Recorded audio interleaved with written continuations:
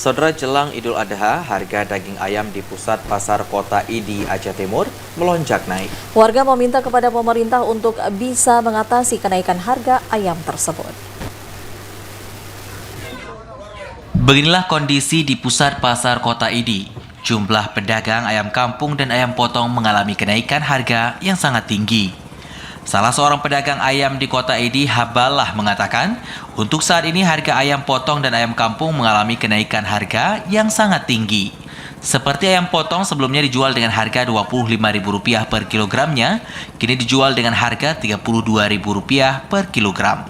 Sementara untuk jenis ayam kampung biasanya dijual dengan harga Rp30.000 hingga Rp35.000 per kilogramnya, kini dijual dengan harga Rp50.000 per kilogramnya. Kenaikan harga ini sudah terjadi sejak 1 bulan terakhir hingga saat ini.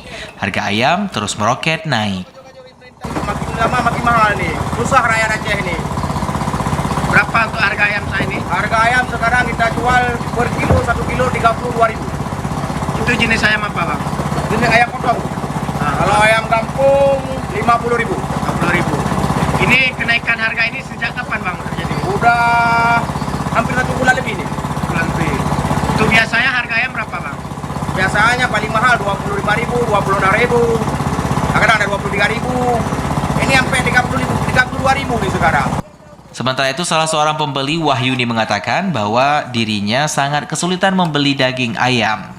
Merugikan masyarakat karena ayam melonjak dari dulu 22 sama 24, sekarang Rp32.000 kilo. Apa harapannya, Kak?